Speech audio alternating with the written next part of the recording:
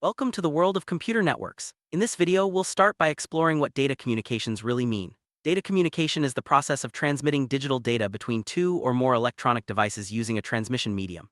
Imagine sending a message from your computer to a friend's phone. This is data communication in action. Key components involved are the sender, who originates the message, the receiver, who gets the message itself, which is the data being sent, the transmission medium such as cables or radio waves, and the protocol, which is the set of rules that governs how data is exchanged. Understanding these basics sets the stage for everything else in networking. Dive deeper, let's break down the essential elements of data communication. The sender is the device that initiates the message, while the receiver is the intended destination. The message itself is the actual data being transmitted, whether it's text, audio, or video. The transmission medium acts as the channel. Think of cables, fiber optics, or even wireless signals. Finally, protocols are the agreed-upon rules that ensure data is sent and received correctly. These components work together seamlessly to make digital communication possible, whether you're sending an email or streaming a movie. Now let's look at the different types of communication. The first type is simplex communication, which is a one-way street. In simplex, data flows in only one direction from sender to receiver. A classic example is a television broadcast. The TV station sends signals and your TV receives them, but there's no way for your TV to send information back. Simplex systems are straightforward and efficient for scenarios where feedback isn't needed, but they're limited in interactive capabilities. Moving on, half-duplex communication allows data to flow in both directions, but not at the same time. Think of walkie-talkies. When one person speaks, the other must listen, and vice versa. This method is more interactive than simplex, but still requires users to take turns. Half-duplex is useful in situations where simultaneous two-way communication isn't necessary, but both parties need to exchange information.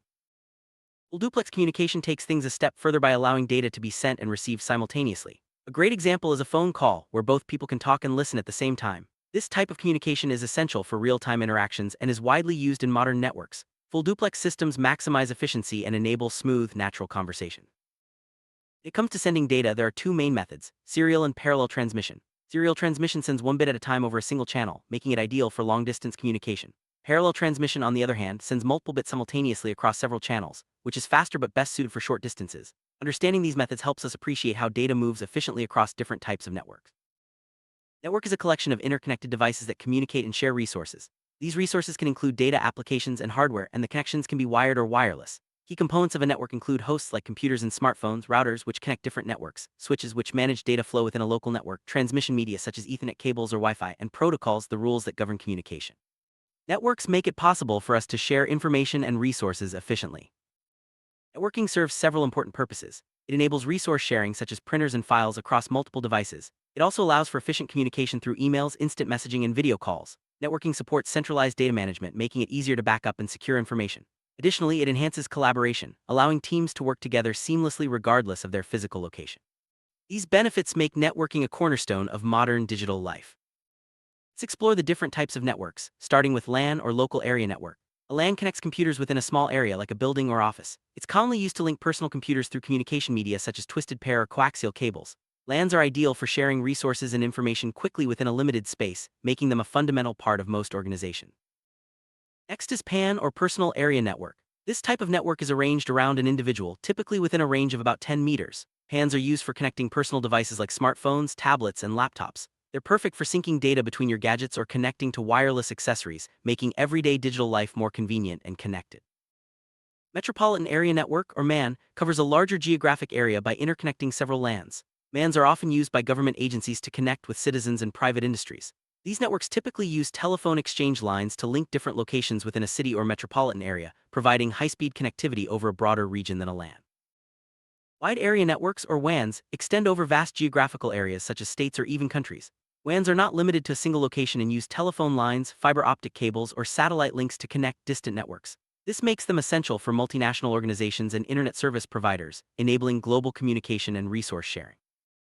Work models provide a structured framework for how data is transmitted between devices. Protocol layering breaks down complex communication into manageable layers, each responsible for a specific function like routing or error control. This modular approach promotes interoperability and makes troubleshooting easier. Key concepts include encapsulation, where each layer adds its own control information, and layer interaction, where each layer communicates only with its immediate neighbors. TCP/IP protocol suite is a four-layer model used for communication over the internet. It defines how data is transmitted from source to destination, ensuring reliable end-to-end communication. The layers are: application provides services to users, transport ensures reliable or fast delivery, internet handles addressing and routing, and network access deals with physical transmission. TCP/IP is the backbone of modern networking, supporting everything from web browsing to email. OSI model is a 7-layer conceptual framework that helps us understand and design standard network protocols. Each layer has a specific role, from the physical layer hardware transmission up to the application layer user interface and services. The OSI model makes it easier to troubleshoot network issues and ensures compatibility across different systems and devices. Physical layer is the foundation of both the OSI and TCP/IP models. It's responsible for transmitting raw binary data, those zeros and ones, over a physical medium. This layer converts data into electrical, optical, or radio signals and defines hardware specifications like cables, connectors, and signal types. Without the physical layer, no data could travel between devices.